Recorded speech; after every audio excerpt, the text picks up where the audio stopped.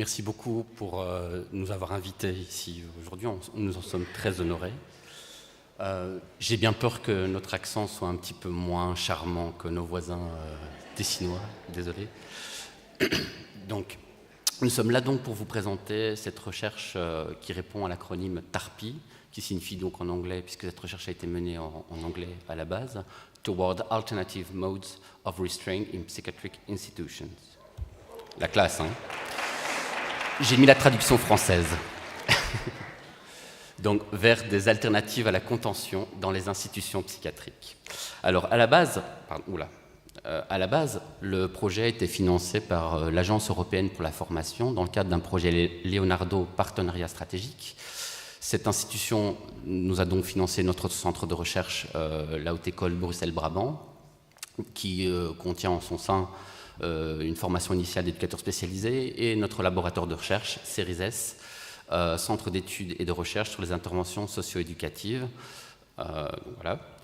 Ensuite, l'hôpital Parnassia de La Haye aux Pays-Bas, le centre hospitalier Jean Titeka à Bruxelles et le centre hospitalier neuropsychiatrique d'Ettelbruck au Grand-Duché du Luxembourg, dont certains membres sont présents aujourd'hui dans la salle. À la base, le projet a été proposé par le centre hospitalier Jean Titeka, car dans les entournures des années 2010, ils avaient fait une enquête qualité sur la qualité des soins auprès de leurs patients. Et l'une des grosses taches noires qui a été mise en évidence concerne précisément les actes de contention et de mise à l'isolement, vécus comme étant particulièrement traumatisants par les patients, on s'en doute bien. Dès lors, le centre hospitalier a eu à cœur de mettre en œuvre une recherche portant sur ces alternatives, et c'est dans ce cadre-là qu'ils nous ont sollicité dans le centre CERISES puisque nous étions spécialisés jusqu'alors dans la conceptualisation des gestes professionnels. Bonjour à toutes, bonjour à tous. Alors, lorsque j'ai intégré le projet Leonardo à ses débuts, on parle ici de 2013, j'étais loin de m'imaginer que quelques années plus tard, avec Roland, on allait se retrouver devant vous pour justement venir vous expliquer en quoi consistait le projet et surtout pour vous présenter le résultat final de notre réflexion et de notre travail. Cela fait plus de 23 ans que je travaille en psychiatrie au centre hospitalier Jean Titeka à Bruxelles.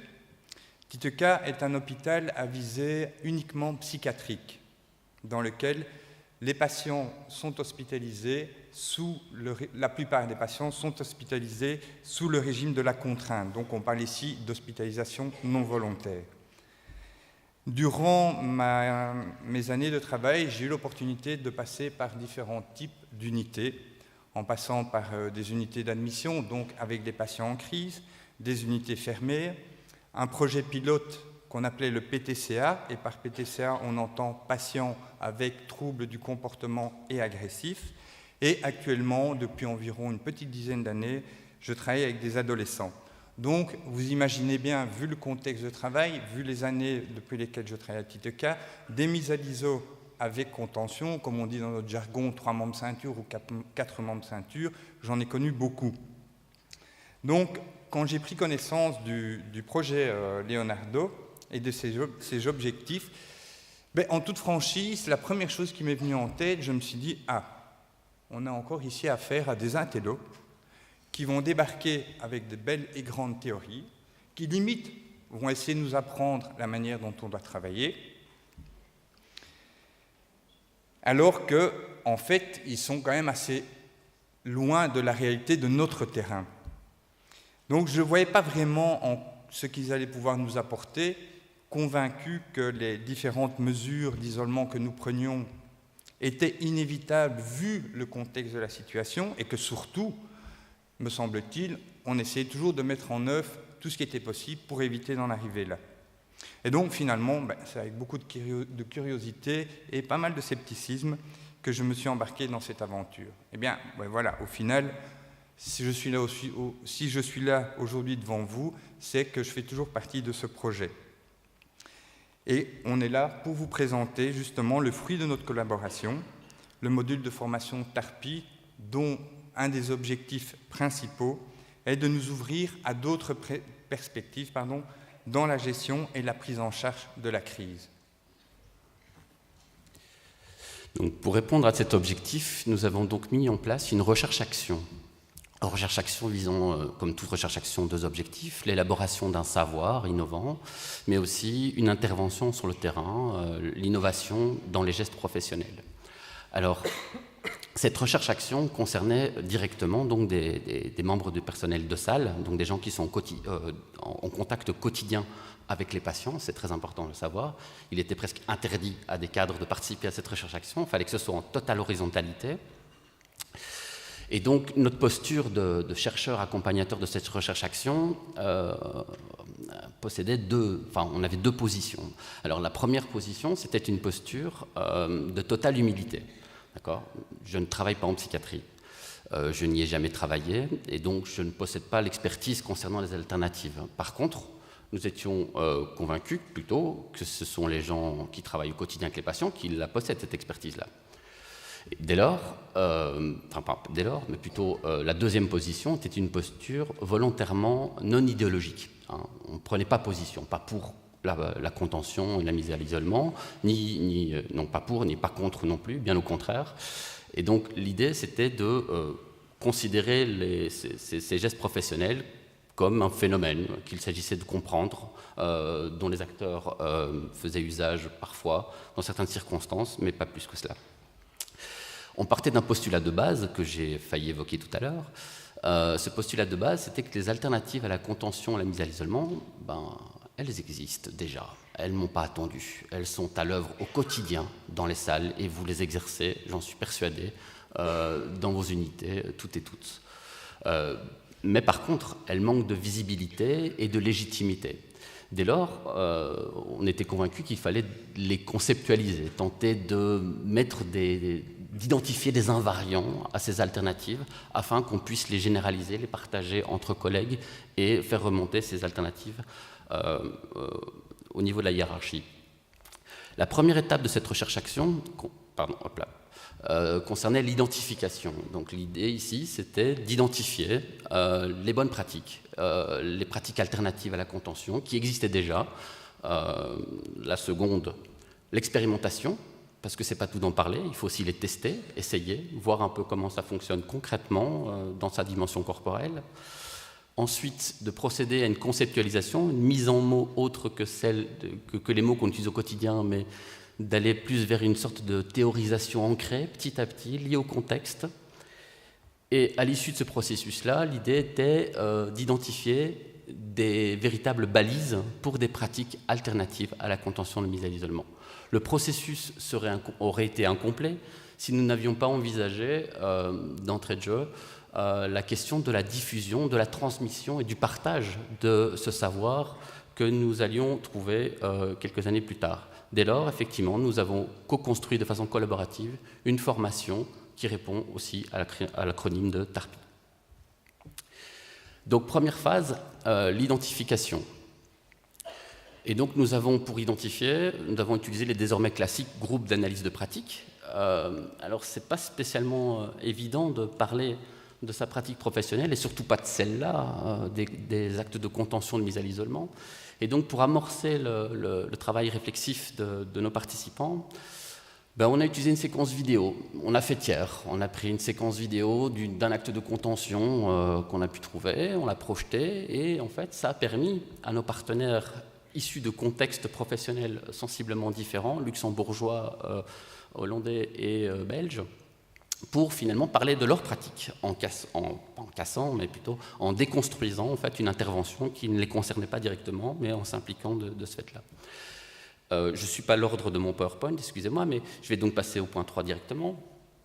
À la suite de cela, on a demandé à chacun des participants de venir avec une situation issue de leur expérience, à laquelle ils estimaient ne pas avoir eu d'autre choix que d'avoir recours à la contention de la mise à l'isolement, afin de la proposer à l'analyse collective de façon horizontale, de voir si effectivement il y avait peut-être moyen de trouver autre chose, et donc d'arriver à la dernière phase, qui était de proposer des alternatives à l'issue de ces groupes de réflexion. L'idée était de rendre le pouvoir d'agir au personnel de salle, aux gens qui sont en contact quotidien avec les patients. Ils ont effectivement une créativité, une expérience qu'on peut mobiliser, et donc l'idée était donc effectivement de libérer la pensée et la créativité de ces professionnels. Parallèlement à ça, je reviens donc à mon point 2, nous avons aussi, sous leur propre sollicitation, en fait on n'y avait pas pensé, mais c'est eux qui y ont pensé tout seuls, ils ont demandé de faire des stages dans les unités des uns et des autres pour mieux comprendre comment chacun travaillait.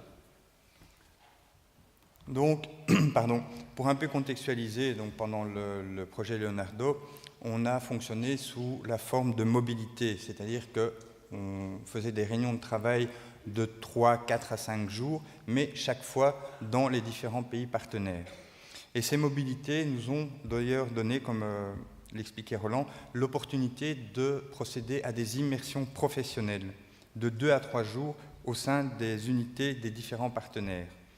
Et ainsi de bien comprendre la manière qu'avait chacun pour aborder une situation de crise, mais surtout pour pouvoir échanger sur les bonnes pratiques. Je vais prendre un exemple qui est assez marquant, qui est celui des Pays-Bas. Il faut savoir que la mise à l'isolement avec contention aux Pays-Bas est très très réglementée. Elle est voire purement et simplement interdite, sauf quelques cas de figure, mais je ne vais pas m'étendre là-dessus. Donc ils ont dû apprendre à trouver d'autres techniques, à aborder d'une autre manière la prise en charge d'une situation difficile.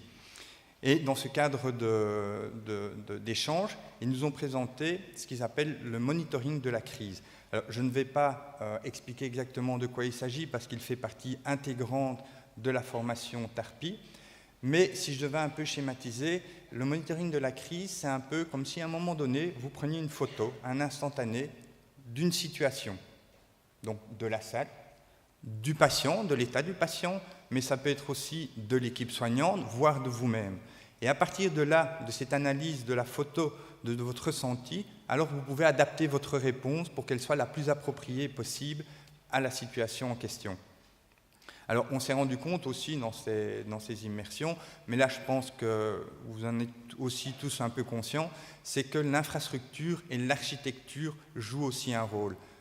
Quand on parle de l'architecture, on parle bien sûr du bâtiment, l'infrastructure c'est un peu la manière dont sont disposées les pièces au sein même de l'unité, de l'organisation propre de l'unité, et on s'est rendu compte que, in fine, cette architecture pouvait être déjà un élément déclencheur dans les alternatives de la mise à l'isolement.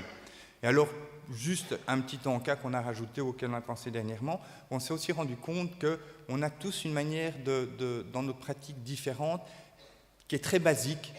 C'est que, par endroit, tout le monde est en blanc, on a la tenue type de l'infirmier, et à contrario, dans des unités, les gens restent en civil. Et je pense que ça, vous en êtes conscient aussi, le fait d'être en civil, parfois ça permet aussi un contact plus proche avec le patient et d'avoir moins cette frontière soignant-soigné.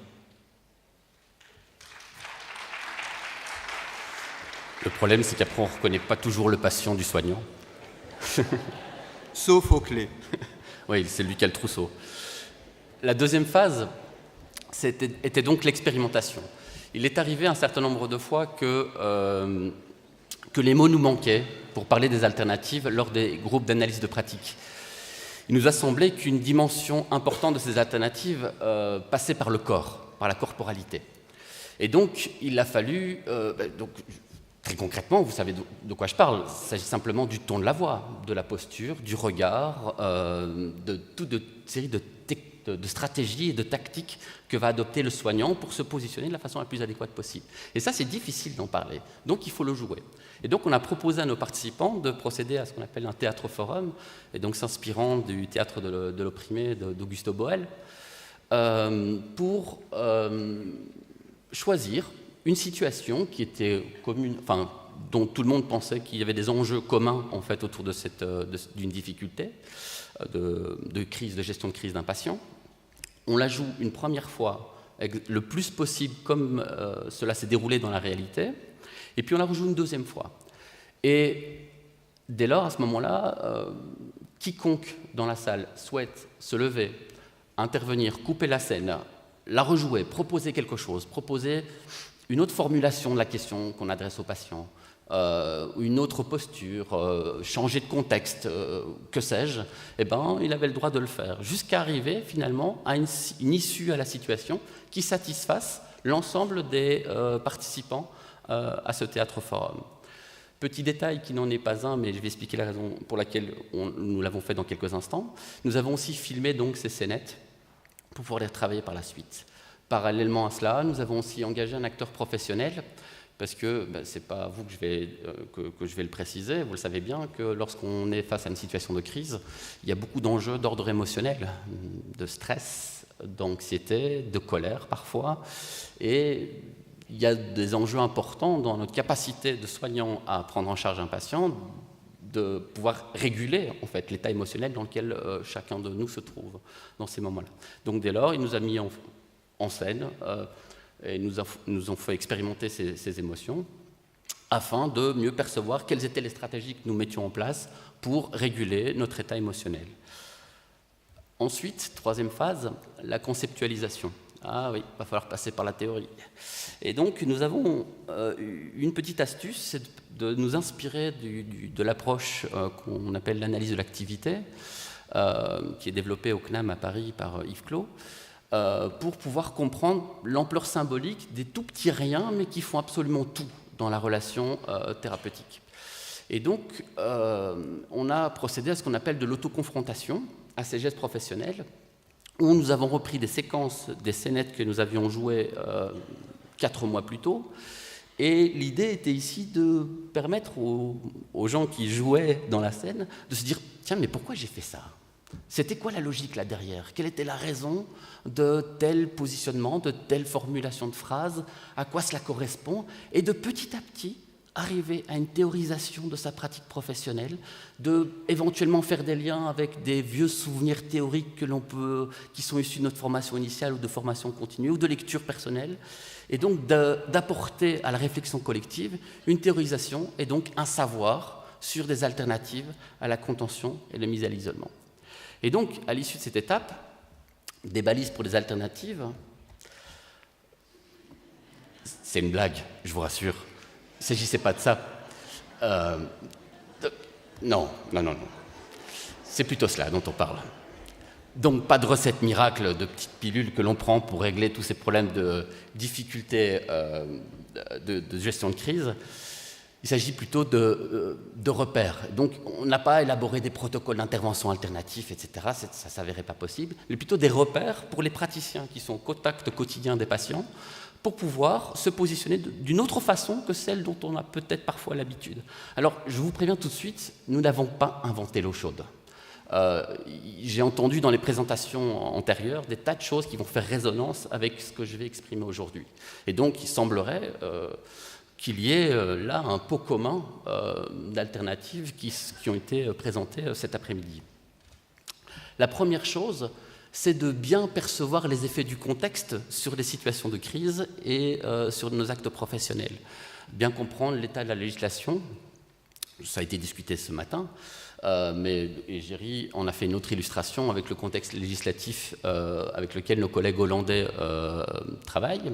Le ratio soignant-patient, c'est pas un détail du tout, en fait, c'est un élément tout à fait fondamental et essentiel. Ce ratio soit officiel, c'est-à-dire le cadre prévu par l'institution, mais aussi le ratio officieux, c'est compte tenu de l'absentéisme, on est parfois 2 pour 15, 20 patients au lieu d'être 4 ou 5. Et donc ça change absolument tout dans la donne de pouvoir procéder à des alternatives. L'état de l'équipe, dans quelle situation se trouve-t-elle ? Et Géry en a parlé aussi abondamment, enfin pas abondamment, mais juste à effleurer, excusez-moi, la question de l'infrastructure qui représente à la fois, tous ces éléments-là représentent à la fois des contraintes, mais aussi des ressources pour ces alternatives. Le fait de posséder un parc environnant notre institution, c'est quelque chose qui est une ressource pour faire d'autres choses, on l'a entendu plus tôt dans la journée. Deuxièmement, voilà, je vais vous les développer. Voilà, tous les 4, parce que ça me permet de refaire de l'ordre là-dedans. Je vais donc continuer par le point 4. Excusez-moi pour le désordre. Ce qui nous arrive en deuxième lieu à l'esprit, c'est plutôt l'anticipation de la crise. C'est que ces alternatives à la contention résident plutôt dans le avant que dans le pendant, en fait. et donc de développer des compétences d'observation, des techniques d'observation de l'état dans lequel se trouve le patient, pour pouvoir l'anticiper un maximum. Et donc, effectivement, dans ce cadre-ci, l'outil dont Géry faisait référence tout à l'heure, le monitoring de la crise, se présente comme un outil sous une forme de Gauss, où la montée en crise, c'est pas d'un moment à l'autre que la crise survient, c'est qu'il y a une lente progression, et puis à un moment donné, on arrive au paroxysme, et puis à un moment donné, il y a une redescente. Et qu'on pourrait tout à fait phaser cette crise en différentes étapes, et que, correspondant, si je sais en fait à quoi correspond chaque étape, je peux dès lors adapter mon intervention correspondant à chacune de ces étapes. Par exemple, je sais que si le patient déambule dans l'unité, fait des gestes de nervosité, commence à insulter, j'ai entendu effectivement dans la matinée ou dans l'après-midi quelqu'un qui disait ben là, à ce moment-là, on va donc dès lors faire un entretien avec la personne, lui dire écoute, viens, on va dans une salle, on va discuter, on va parler de cela. Ensuite, et je reviens donc du coup à mon point 2, il faut donc rappeler les essentiels, c'est les attitudes de base de l'approche centrée sur la personne, telle que définie par Carl Rogers, telle que la congruence, montrer de l'authenticité dans le lien au patient, de la considération indéfectible, je pense que c'était dans votre approche philosophique à Tessin, de la considération du patient comme un sujet au-delà de sa maladie, au-delà de sa pathologie. De l'empathie également, du non-jugement, rajouterais-je, et aussi de développer nos compétences en termes d'écoute active et de disponibilité pour bien comprendre et saisir ce dans quoi est le patient à l'instant T. Ces 3 points que je viens d'évoquer oralement pourraient aussi se synthétiser au travers du 3e ici présent à l'écran, la contenance relationnelle. En fait, il s'agit moins de contention, mais plutôt de contenance, de façon d'envelopper les débordements du patient pour permettre un apaisement progressif. Et donc, à côté de la contention physique, à côté de la contention chimique, de laquelle on n'a pas énormément parlé, je trouve, aujourd'hui, à côté de la contention mécanique et donc de la mise à l'isolement, il y aurait donc aussi une autre forme possible d'intervention qui serait cette contenance relationnelle. Donc, une formation TARPI. Et donc, de façon collaborative, c'est-à-dire que, tant moi à la base je suis formateur et chercheur, j'ai peut-être pas les bonnes idées. On a pensé qu'il revenait davantage aux soignants de concevoir une formation à l'issue de tout ce processus pour leurs pairs. Et donc, c'est ce que j'arrive à vous expliquer dans un instant. Donc, effectivement, comme le dit Roland, à l'issue de ces années de travail, nous sommes arrivés à quelque chose de concret, une formation type qu'on a appelée la formation TARPI, d'ailleurs reconnue par l'Agence européenne de formation. Et sur base de cela, donc, tous les gens qui ont participé au projet Leonardo, on est tous passés d'un statut de praticien à formateur, avec comme enjeu principal, c'est de développer, dans un premier temps, de développer la formation au sein de notre institut, en la dispensant à l'ensemble des membres de l'équipe soignante de l'hôpital, et ça sous la forme de modules de 2 à 3 jours, parfois un peu plus si on y inclut d'autres choses, et qui se donnait à un maximum, qui se donne, parce que ça se donne encore, qui se donne à un maximum de 12 personnes. Et dans un deuxième temps, notre objectif est d'essayer d'aller présenter aussi cette formation, de sortir de nos propres murs et d'aller présenter cette formation dans d'autres instituts à Bruxelles, en Belgique, peut-être en France, mais également dans les écoles d'infirmières ou dans les écoles d'éducateurs spécialisés. Alors, c'est vrai qu'au départ, c'est un peu spécial de passer d'un statut, je vais dire, de praticien à formateur, d'autant plus qu'on est amené à donner cette formation à des collègues. On va donner une formation d'égal à égal, mais en ayant cette position de formateur. Donc c'était un peu, je ne vais pas dire stressant, mais ce n'était pas toujours évident à gérer. Et au final, les nombreux retours positifs qu'on a reçus suite aux formations qui ont déjà été dispensées nous ont confortés dans l'idée qu'on était sur la bonne direction. Et plus d'une fois, on s'est entendu dire par les collègues conformés que c'est vrai qu'on abordait des choses qu'eux connaissaient, mais auxquelles ils ne pensaient plus systématiquement dans leur pratique du quotidien. C'est-à-dire qu'on a abordé des techniques, on a abordé des choses qui existaient, mais qu'on oublie d'utiliser. Et je dirais, pour terminer, à titre un peu plus personnel, comme j'ai dit plus tôt, ça fait 23 ans que je travaille, donc forcément mes collègues me connaissent, et j'ai entendu plus d'une fois des commentaires allant dans le sens où, depuis que je participais au projet Leonardo, ma manière d'aborder l'agressivité, ma manière de gérer une situation de crise avait changé.